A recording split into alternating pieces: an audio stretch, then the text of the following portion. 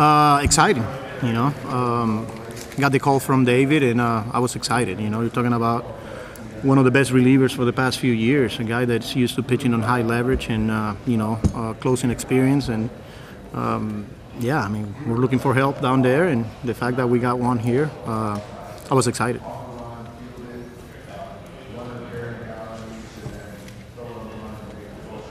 You had any interaction with Pete in the offseason and just kind of, I mean, how do you feel? How much do you want Pete back, and how big a piece is he? I texted a couple of times with him, but obviously giving him his space, kind of like the same process that we went through last year. As far as how much do I want him? Of course I want him. You know, you're talking about, a guy that, as a manager, his ability to post, every day, when you don't have to worry about who's playing first base and who's going to be hitting in the middle of your lineup, you can beat that. So again, he earned it. He's going through the process right now, and I think David's been very vocal how much we want him. But we'll see how it goes here. Is it a little difficult from your chair, Mendy?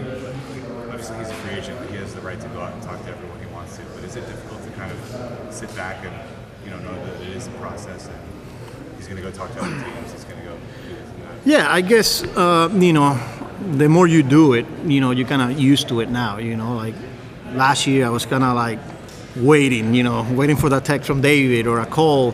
Now you just got to let it play out. There's a lot of back and forth from so many people that as a manager, you just kind of sit back and wait. So. Also, going into the offseason, did you expect the kind of movement? You guys traded Devin, cornerstone for the franchise, beloved fan favorite. Were you surprised by that, or did you expect that kind of move to be done? Not really.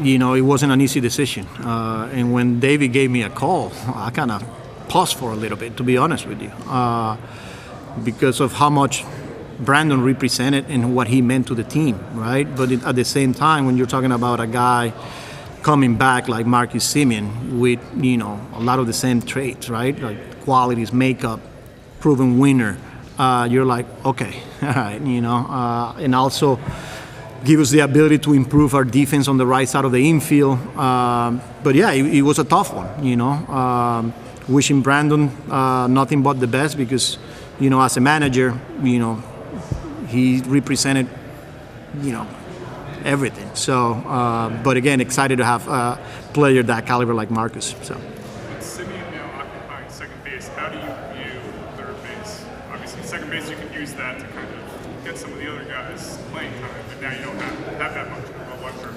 Yeah, look, I think Brett Beatty took that step forward last year. He felt like we had a tryout there between Mark Vientos, Brett Beatty, Ronnie Mauricio at times, and Brett Beatty kind of just got comfortable and played really well, from both sides of the field, defensively, offensively, and going into camp. I think as we sit here right now, you could say that Brett will get the majority of the playing time. That doesn't mean that Mark Vientos won't get any reps there, and he's preparing for everything, like we know how much he means to the team.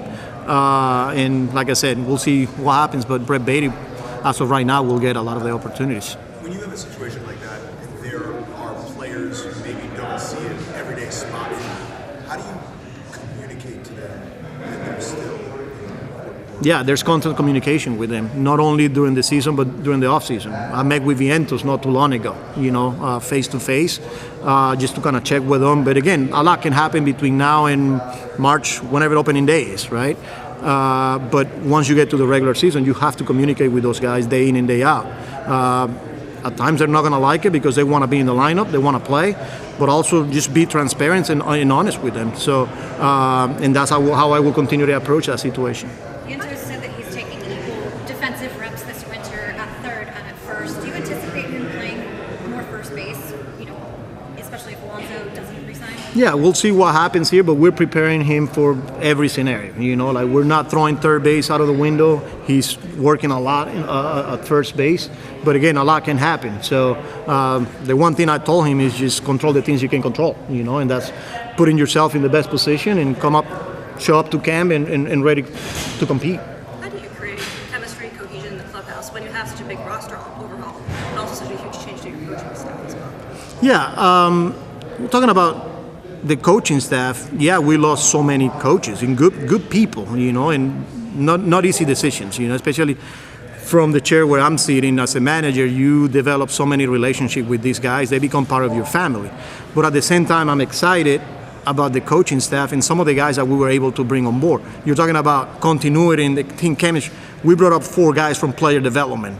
Guys that are so used to our players, our processes, our system, their relationship with players. So I was very proud of the fact that, you're not only promoting players, but you're also giving a chance to some of the coaches that are grinding in the minor leagues. And, that provides a lot of that continuity in that team chemistry that you're talking about. What was your reaction to Adam Ottavino's criticism?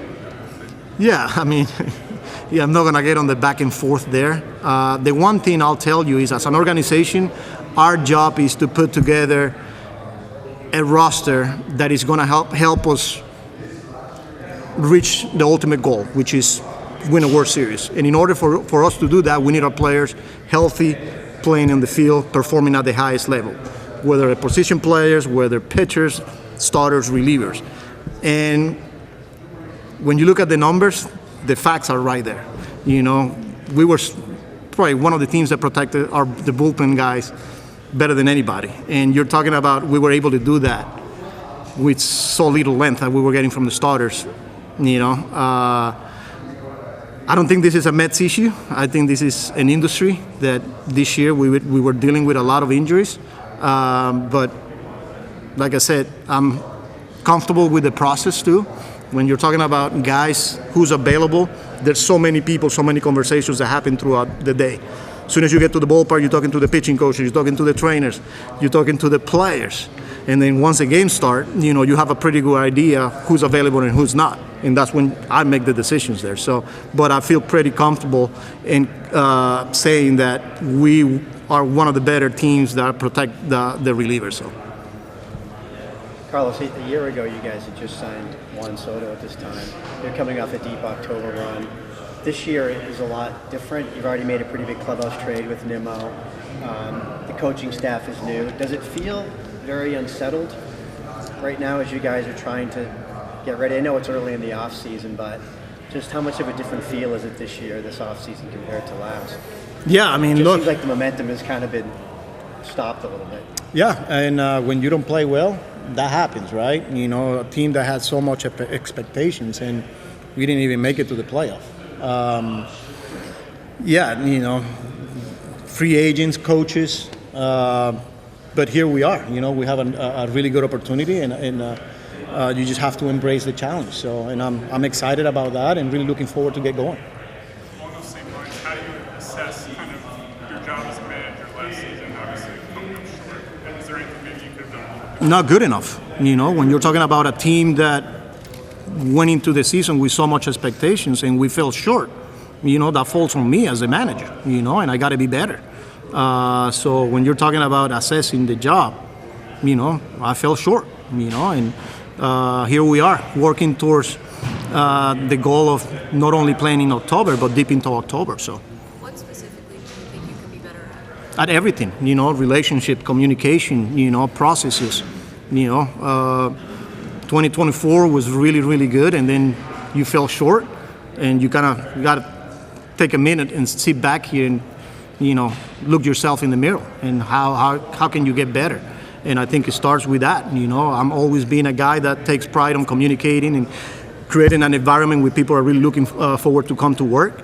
And when you're not winning games and when it gets hard, you got to take a step back and reflect and make those decisions where can I get better? So, and here we are. There are reports of tension in the clubhouse, especially during the latter half of the season. I mean, how much were you aware of that, and do you believe that was an issue for you guys? I mean, it's amazing that, and I'm not going to get into what happens in the clubhouse, obviously stays there, but nowadays for the past 2 weeks, it feels like we were fighting with each other pretty much every day, and that's wrong, because nobody talk about our clubhouse, when we got to the second week of June with the best record on baseball. We had the best clubhouse, and then we started losing, and now everybody's talking about, some of the issues. Like, we had a professional clubhouse, guys respected each other, guys enjoyed being around each other. We just didn't play well on the field, and that translated into whatever people call vibe, team chemistry. But at the end of the day, guys showed up and they respected each other. So. Where do you see Ronnie Mauricio fitting in, and how are you guys going to be able to get him enough reps given all the infielders? Yeah, I mean, look, again, it's the same case that I'm talking about, like Mark Vientos, controlling the thing that he can control. It's good to see him playing winning ball and playing well. I just saw him last week and had breakfast with him. He's in a very good place. He's got to come in and compete for a spot on our roster. There's flexibility there. I think the biggest thing is for him to be healthy. If we get a healthy version of Ronnie Mauricio, he's an impactful player. Is there anywhere beyond second, short, and third that you're looking at him defensively, or those three positions are valuable for him? Yeah, if he's healthy, you're looking at a pretty versatile player. They can play second, short, and third base. So. You talked some about the coaching turnover. With Nick Ronich, do you expect your base running to face that? Yeah, I mean, look, Antoine was a really good coach. I consider him as a friend. Now, well, he's my enemy now. He's with the Braves, right? But I'm excited about Gilbert Gomez. This is a guy that is very respectful in the game, a lot of knowledge, good people skills, and he earned it. He earned the opportunity to be in the big leagues. And as far as like the base running goes, I feel good with the group of people that are going to be able to impact our players and continue to help them improve in their game. David has talked about how you guys are prioritizing, run prevention, kind of as a theme throughout this winter. Was that something that went into consideration when building the staff, just in terms of the other pieces, maybe on the defensive side? Yeah, I mean, we were pretty aggressive, and we went after Kai Correa. This is a guy that is known around the industry as one of the best defensive coach there is in the league, and he comes with a lot of experience coaching-wise in those areas, especially on the defensive side, infield defense. I also experienced as the bench coach. So when we got done, and I remember having those conversations with David, we knew that we needed to identify some of those names, and Kai kind of, stuck out, and we were pretty aggressive there. When it comes to run prevention, how does that affect how you, change spring training or how you approach spring training this year? Well, it starts with the personnel, right? We're talking about pitching and defense, and we added a pretty good second baseman there now on Marcus. So, but as far as like spring training goes, we might do things a little different, but we always stress fundamentals. We always stress attention to details like that. We're not going to shy away from that. It's not like we're going to be doing extra work, but I think it starts with the personnel, and we're doing that right now. Is given Juan Soto at-bats at DH on tape? He doesn't like DHing, so he takes pride of being a good defender. And he will continue to do so, So I'm pretty sure schedule will dictate. Sometimes they're dealing with physical stuff that you're trying to keep his bat in the lineup. The DH might come to play, but if he's feeling good enough, he's going to be out there in right field. What were the reports you got on Carson Bench last year? Yeah, I watch a lot of films, talk to a lot of our people in player development. Exciting player, a guy that impacts the baseball. Controls the strike zone, pretty good defender, the makeup. There's a lot to like about this kid. I keep hearing his name since we drafted him. And here he is, putting himself in a position where he's going to show up in spring training ready to compete for a spot on our roster. Carlos, outside of year two or so, do you think he could have been better? Do you think he could have been better before the year of his belt, not having to worry about changing stuff in the offseason or teams and things like that? I don't think I hear you. If I feel he could get better? Yeah, do you think he could improve on year two after a really good season, year one, having a full offseason with teams and Yeah, look, this is a guy that is determined to be, one of the greatest players that ever played the game, and like I said earlier, he wants to be coached, he wants to be challenged. And I just saw him last week, and he's pretty impressive, his routine and the way he prepares every day.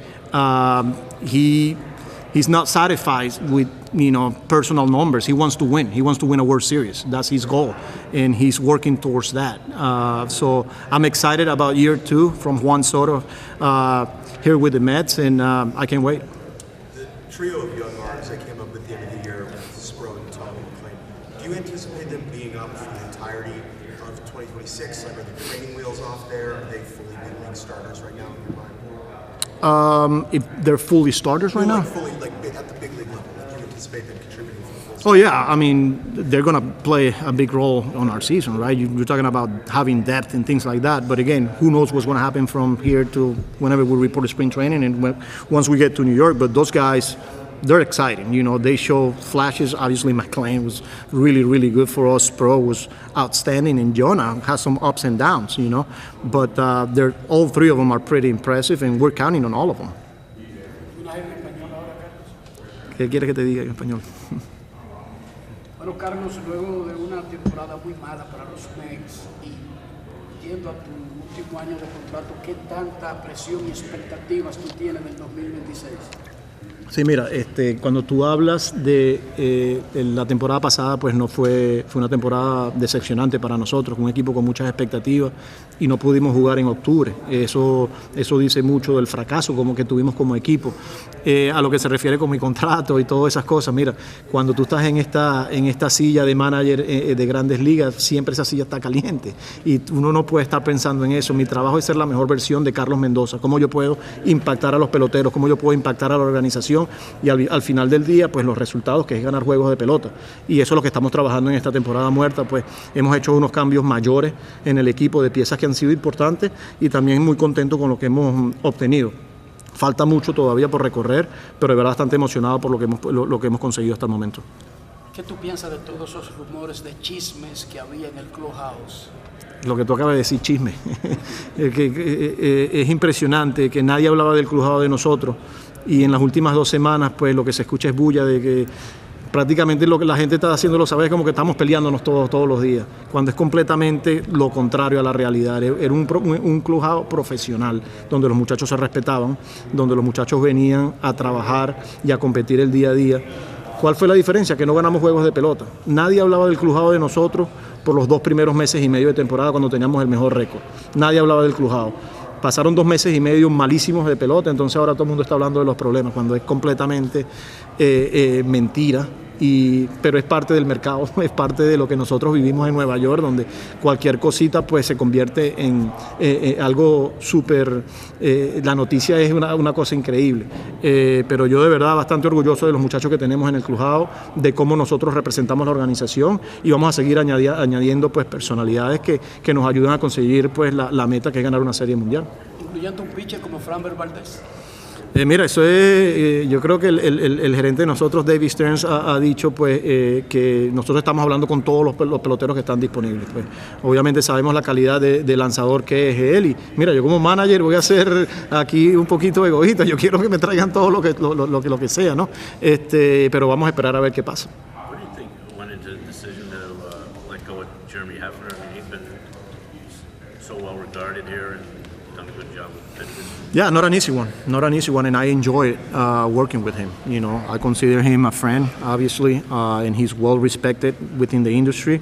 But when you had the type of season that we had, whether it was injury, performance, tough decisions are going to be made, and we had to make some tough decisions. And that was, obviously, I'm not going to get into the details, but it wasn't an easy one. Obviously, I knew it wasn't going to take long, and he's now in our division, but I enjoyed working with him. Thank you, Carlos. All right.